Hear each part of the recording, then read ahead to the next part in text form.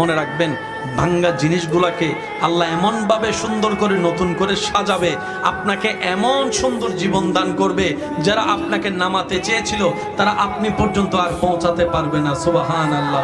যারা আপনাকে টেনে ধরে নামাতে চেয়েছে তারা অনেক পিছনে পড়ে থাকবে, আপনি রবের রহমত নিয়ে অনেক দূরে এগিয়ে থাকবেন। মনে রাখবেন শুধু একটু সয়ে যাবেন, একটু ধৈর্য ধরে থাকবেন, একটু সহ্য করে চুপ করে থাকবেন।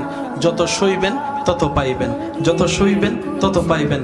কোনো আফসোস নাই, কোনো আপত্তি নাই, কোনো হা হুতাশ নাই। রবকে শুধু এতটুকু বলবেন যখনই মন খারাপ হবে, সিজদায় মাথাটা ঝুঁকিয়ে, ইয়া রব আমি যা পেয়েছি কোনো কিছু পাওয়ার যোগ্যতা আমার কাছেই নেই, সব তুমি দয়া করে দান করেছো, সব তুমি দয়া করে দান করেছো।